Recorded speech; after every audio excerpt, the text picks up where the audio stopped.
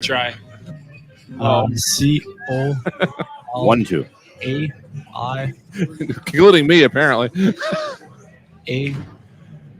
2-1 is our final here tonight at Wells Fargo Center. The Columbus Blue Jackets top the Philadelphia Flyers as the Flyers winless streak reaches 10 games in a row. Unfortunately, for the second time this season, the Flyers did a lot of throwing everything they could at Elvis Merzlikins and the Columbus Blue Jackets there in that third period. But Jerry Mayhew was the only one to find the back of the net. And nothing against Jerry Mayhew, but when he's your only goal scorer, that's probably not a recipe for success on most nights. It was not tonight, and the Flyers, again, go now to 0-7-3 in their last 10 games. I'm Brian Smith, along with Jason Martinez here at the East Food Hall behind sections 115, 116 at Wells Fargo Center. Jay, it was just, again, another situation where the Flyers, again, had spurts of energy, spurts of chances. They outshoot the Jackets 11-4 in the third period, but it doesn't end up being quite enough. Again, thanks in large part to a very solid goaltending performance on the other side, but they got to find ways to start finishing some of these.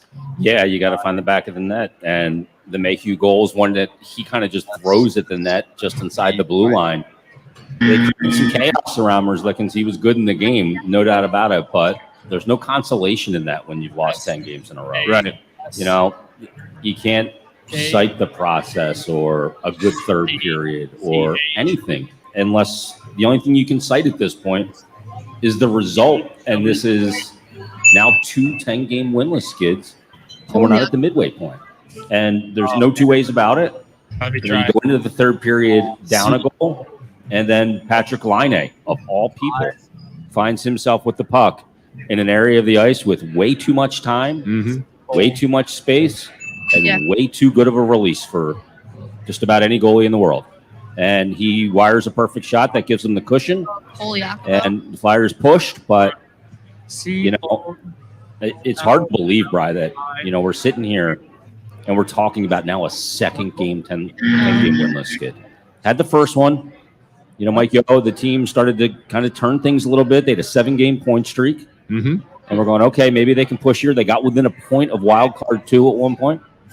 But now we're on January 20th. They haven't won a game in 2022. Yeah, that's kind of hard to realize when you look at it. I mean, it's one of those things, again, where the team, I think maybe not so much tonight, but the 3 games before this may have deserved a bit of a better fate. But whatever had kind of come back in terms of the offense dried up for 18 games, 8 games, and then the 10-game winless streak that was the first one. Started to come back a little bit, around the turn of the calendar. But since out in Vegas, right? That's when it started. Yeah. But the Arizona trip, Vegas, Arizona, and then coming back New Jersey after that. Yep, those games all went all right. But after once the Flyers beat the Seattle Kraken, they were headed down to San Jose. It was a tough overall situation for them. They had some weather issues, tough travel that night, and they came out flat against the Sharks, which you could kind of expect. But that started another snowball, and the offense has dried up again since then, and it's not to be found right now. But they've lost 5 of the games in this 10-game winless skid by a goal. Yeah, and Mike Yost talked about it in his post-game press conferences. We've talked about it in those little moments in games that can be so costly when you're a team that is struggling. There's no margin for error, and you can't have those moments in games because that is ends up what cost them. They give up the first goal again tonight, obviously the first 2 goals, and they can't overcome it. They're not a team that can outscore their problems. They haven't done it, and in these tight games too, they haven't been able to finish. You go back to that San Jose game. It was a 3-2 overtime loss. They lost to San Jose here. Tomas Hertl picked up the 3 goals in the third period, and then against the Islanders, they had a lead. Giroux gave them the lead 4 minutes into the third. They couldn't make it stick. So it's incredibly frustrating. Word. And Mississippi. I don't know how they pick themselves up off the mat. I know that the guys in that room, they want to win, and they're competitors. But wanting to win and doing what it takes to win in professional sports are 2 very different things. Very different.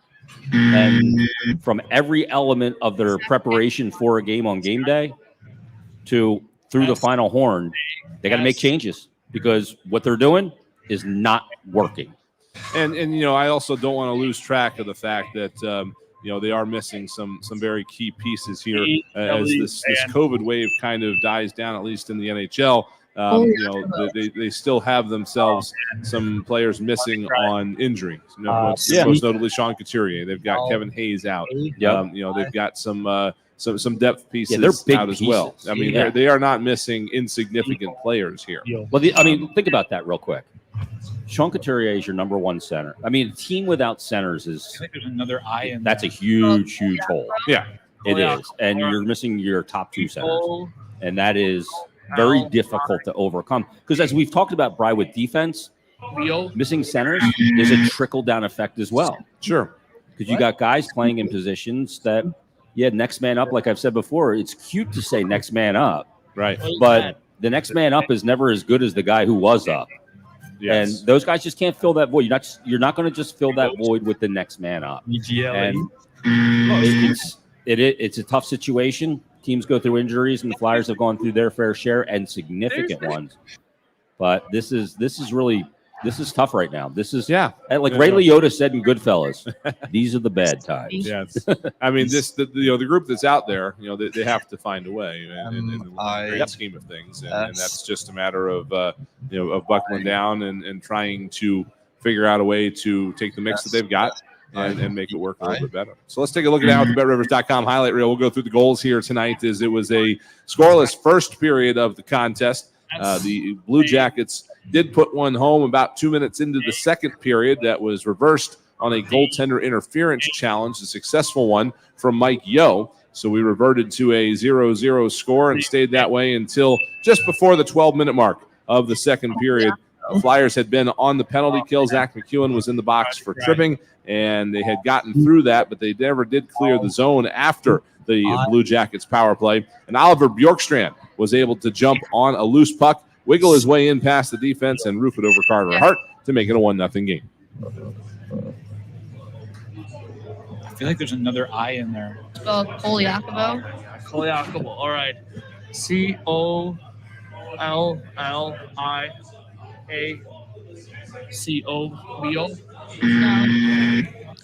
Schuylkill. What? So it's Bjorkstrand from Jenner and Corrali, 11:53 of the second period, and I guess that's an example of what we were talking about a minute ago of making it work with the group that they have. I mean, Ivan Provorov, obviously one of the team's top defenders, and I'm not sure who the forward was. Was it Lawton? He was trying to move it out. Lawton is a dependable player, but it's the execution between those two guys who are perfectly healthy. There's just not enough of a sense of urgency in that situation, and it results in a turnover and the puck's in the back of the net. Yeah, and Lawton just drifts a little too high, and they got all the time in the world. There's no pressure on Provorov, and it's an unforced turnover, right? That's the one that you hate, right? If they force you to do a turnover with great pressure and a great forecheck, you almost stick tap to you. But this was unforced, and it ends up, the defenseman keeps it in, gets it to Bjorkstrand, and he, with a tremendous finish, is able to beat Carter Hart. And just, again, it's that little detail, right, that happens. And Lawton just got to be a little down lower to the top of the circle. He's right up against the blue line. It makes him pay. And those things are fine if they happen when you're scoring goals and going well, and you can erase the mistake with offense, but clearly that's just not happening right now for this team. So 1-0 lead for the Blue Jackets after 2 periods of play. The eventual game winner came 5:50 into the third period when, again, the Flyers lost track of the wrong guy in this particular situation. Patrick Laine was hanging out near the top of the circles. There was a bit of a scrum along the wall, and it worked its way up the wall a little bit. But Jake Voracek was in the middle of this. He pulled it out of the scrum. Brune Jenner continued it along, and all the players focusing on the play against the wall lost track of the wrong guy. And Patrick Laine ends up with what we said he could not have if the Flyers wanted to be successful, which was a lot of time and a lot of space, and he makes it pay with the goal at the 5:50 mark again, make it 2-0.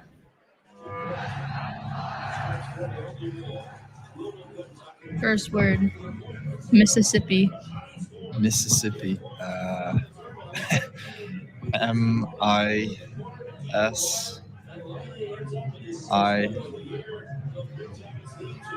So Jenner and Kukin get the assist, but the honorary assist to Jake Voracek on the line a goal, only his 6th of the year. He's been in and out of the lineup a lot, but he still has obviously the talents that has made him, given him the reputation that he has. 5:50, the time of the goal was 2-0 Columbus at that point. Flyers did get one back with just over 7 minutes left, just under 7 minutes left in the period, I should say, when Jerry Mayhew found the puck out near the blue line. It was kind of an excuse-me goal here. He kind of fumbled it for a moment, then just threw it on net, and it made its way through traffic and past Elvis Merzlikins to spoil the shutout and get the Flyers on the board. COVO. Yeah.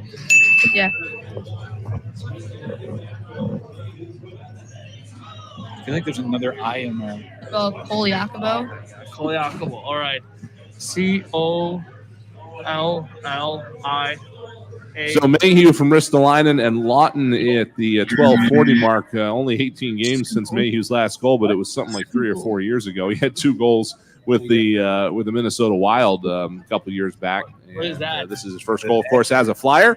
Gave him a little bit of momentum. The Flyers did pull the goaltender a little bit late, but they were unable to get anything else past Elvis Merzlikins. It was they're throwing everything they can at him. That was a good shift. And Mike Yeo is being as aggressive as he can in terms of when he removes his goaltender from the game, but they just can't get the puck through the mess. Yeah, and that was a good shift. And Mayhew was down by the net, and they were creating some chaos, getting in on the forecheck, creating sustained pressure, shift in, shift out. As they were kind of rolling through their lines, and they get the goal, and that did give them a little more, even more jump, and they got after him, but just couldn't get it. That good clean opportunity to bury one. Everything was a bit chaotic, which is good at times, but you want one of those real precise, great passing plays and execution, and they just never got that look right. Right on that line A goal. I just keep looking and I keep watching, and I'm going, that board battle's happening that Voracek is in there on, and he does a good job, and there's 2 Blue Jackets there, but the Flyers flood it with 3 players, and it looks like it's going to get shipped up to one of the Flyers wingers, and Konechny starts to fly the zone, and I don't blame him for flying it in that situation, because if he does, Willman is able to get it to him, then he's off, but there's too many other guys, 4 other guys, basically from playing outside the dots on the puck side. Yeah, at one point there were all 5 Flyers were left of the inside of the left circle. Yeah, I mean that's too much.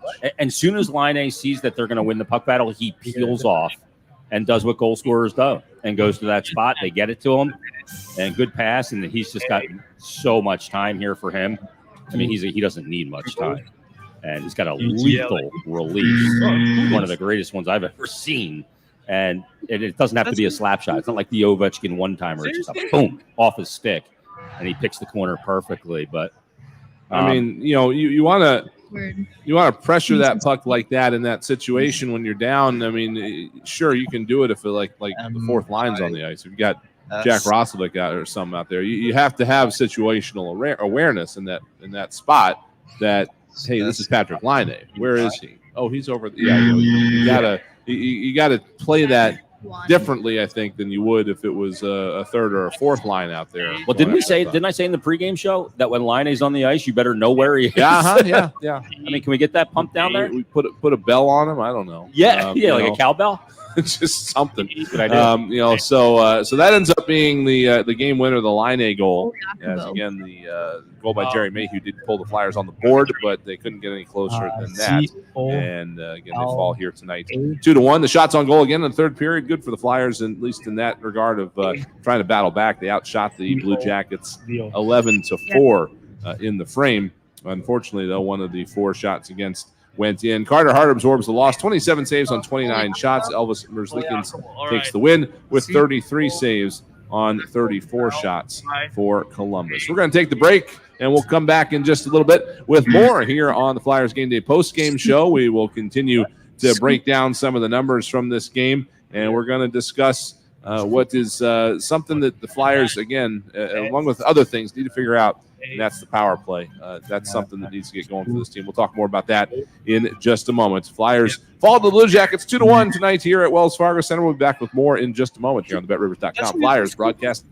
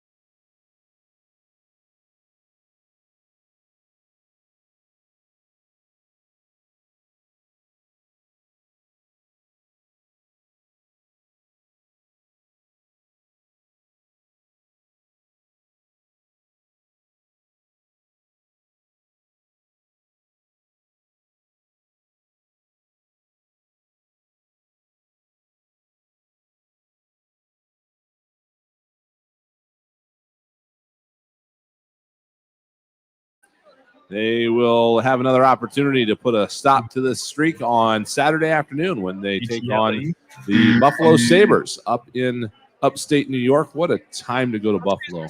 Third weekend of January. Buffalo's always uplifting in January and February. Gorgeous. Said no one ever. The Bills are doing all right up there, I guess. Mississippi. Some insane weather that those folks endure up there. But the Flyers will be up there on Saturday afternoon. Then back here at Wells Fargo Center, another back-to-back next week that will start here on Monday against the Dallas Stars. They'll make their annual visit to Wells Fargo Center. And then the Flyers will be on the road on Tuesday visiting the New York Islanders for the back-to-back. And then they'll close out the month of January on Saturday the 29th against the Los Angeles Kings. One more game before the All-Star break against Winnipeg. That's February 1st. And then the new schedule will start off on Wednesday, February the 9th. If you missed that, that came out yesterday. The NHL adjusted the league's entire schedule to fill up games during the Olympic break. That was the 3 weeks that were reserved for the Olympics. The NHL pulled out of the Olympics some time ago. And so the Flyers now are going to play 8 games in the month of February instead of 3. And they're going to have a franchise first 8-game home stand from February the 17th till March the 8th. So that's what's coming up. Check out the new schedule at PhiladelphiaFlyers.com. If you have any questions about your tickets for the games that were moved around, you should have gotten an email if you're getting them digitally, but you can find ways to contact Flyers customer service if you need any help with what tickets to use when during that All-Star break. So power play goes 0 for 4 tonight, and that is still a problem. The Flyers power play was good for 4 games at the start of the year. Bottom kind of fell out. We watched it throughout the fall and the fall months, I should say. Autumn. We watched it through the autumn. It fall through the fall. And, we just saw it kind of spiraling, and it didn't seem like it was – when we thought it couldn't get any worse, it just kept getting worse. And then after the coaching change, it kind of stabilized a little bit. The power play was able to wake up for a good stretch of games, but now, again, it's just it's not being effective for whatever reason. I think it looks better than it did in November when it gets set up. When they're able to get in the zone. But again, something's not clicking there, and I think that's another key for them to snap out of this funk is to try to figure out a way to make the power play click a little bit more. I think part of it, not having Couturier there, he's a good zone entry guy too, is part of it, and then figuring out who that point man is, the lone defenseman on power play 1 for that 1-3-1 that they set up. Yeah. It's been Cam York, and I think he's done a decent job. Initially, when the season started, it was Keith Yandel, and he got off to a real good start in that regard. But he's obviously struggled since. The whole power play has struggled. And, strategically, once they get into the zone, they've been setting up and getting pretty decent opportunities, albeit not enough of them. Right. Because I think Coatsy mentioned at the end of the broadcast, or maybe Tim asked Coatsy about it, was a lack of urgency on the power play. And it doesn't seem like there's enough urgency. Like, you want to get in, get set up, and get your power play and your set plays and how you want to attack the opposition. But sometimes it almost feels lackadaisical. And for a team that's struggling to score, you want to take advantage of it, and they just haven't been able to do it. And it's another one of those things that's frustrating. The zone entries are really still an issue. Too much standing still in the neutral zone. They're not flowing into the zone well, and it's just another thing that, as we sit here with 40 games left, 42 games left. Who's counting? That needs a whole crap ton of improvement. Yeah. And there's obviously, when you have 2 10-game winless skids in the first half, there's a ton of improvement that needs to happen. And that's got to be what we look towards here going forward, is improvement. Yeah. I mean, when we were coming into this season, we were looking at the power play, and we were talking about how we really wanted to see it have 2 or 3 different looks. We thought that, over the years, and it certainly had been the case, that the power play here had become too predictable. That you knew what was coming, and it was, when you know it's coming, it's easy to defend. It almost seems to me like, the power play needs to have 2 or 3 different looks this year, but the bigger problem the Flyers are having is not predictability. It's that they're having problems executing even the one look. Yeah, the only predictability is that it's ugly, right? What we're seeing, the non-success we're seeing isn't because they're we've seen a couple times lately where the puck gets to that bumper position and there's a defender right there down the ice because they know it's coming. The difficulty has been that they can't get set up to execute the 1-3-1 properly, and so it's like it's dead in the water before a team can even get in there to shut it down. Yeah, that's a good point, and I totally agree with you, Bri. The greatest thing for any defense in any sport is predictability. And look at football. If the defense knows what you're doing, if they know you're going to run the ball to the right side, they stack up the right side and they stuff you. In basketball, if they know you're trying to get to one guy, they'll take that away. And when there's predictability on a power play, it does make it a lot easier to defend, and that's why guys got to be moving, and they got to put themselves in position to get pucks and be a threat when they don't have it, and to be accounted for. And there's just not enough movement on it right now. Holy And I Akavo. know that the coaching staff, like Mike Yo, knows what he's doing. Let me try. He knows the game of hockey. Every guy in that room does too. But saying it and doing it are two different things. And when you're struggling, I mean, it's an old cliche. Go back to basics, but that's even a struggle right now. So Cam Atkins said in the postgame tonight, the only way to work their way out of this is those guys in that room. There is no savior walking through the door. Right. And the guys in that room are going to have to figure it out, and they're going to have to be the ones that get it straightened out. And the coach can't do it for them. The players got to do it for themselves. The snippet that I was about to read from Cam, our power play personnel is there, but we've got to want the puck more, look in the mirror. Coaches can draw up plays, but it comes down to us. And, that might be where they're at right now.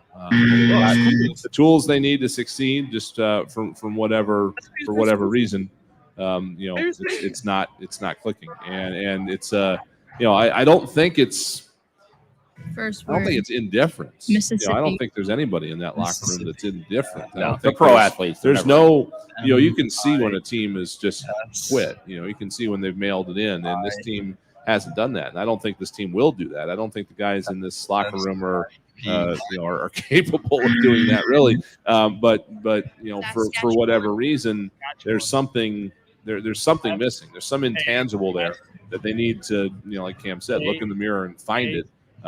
Perhaps getting to this, again, arbitrary milestone, if you will, but this second 10-game winless season. Maybe it's just anger. Maybe it's just they need to, look at what's happened here over the last 3 weeks and just get angry about it, and then try to take that out on Buffalo and the other teams they have coming down the pike next week. Yeah, I mean, another thing that Cam said, and he's a good leader.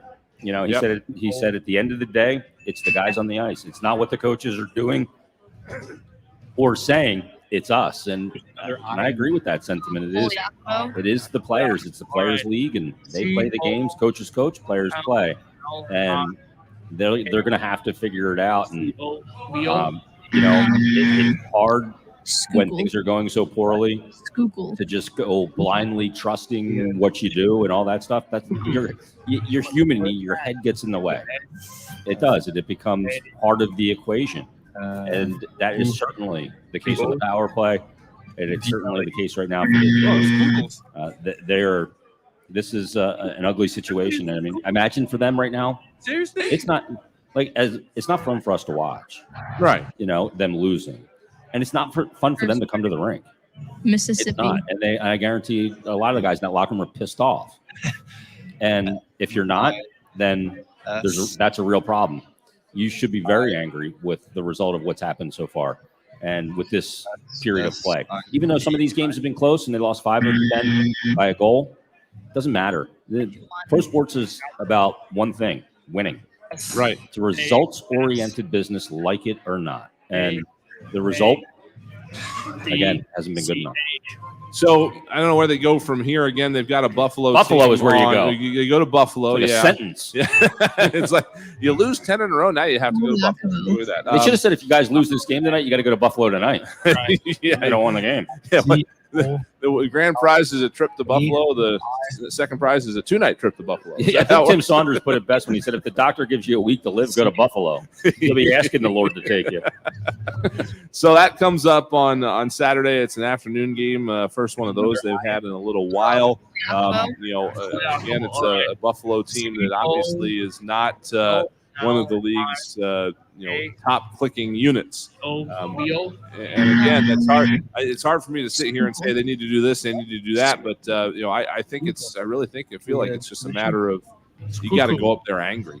What is that? You need to go out tomorrow and have a good solid practice and kind of, for lack of a better term, wallow in this for a while and then go up there angry and determined to get yourself out of it. I'll tell you go to like a club hockey rink, and you go and all the boys go and they clean under the stands.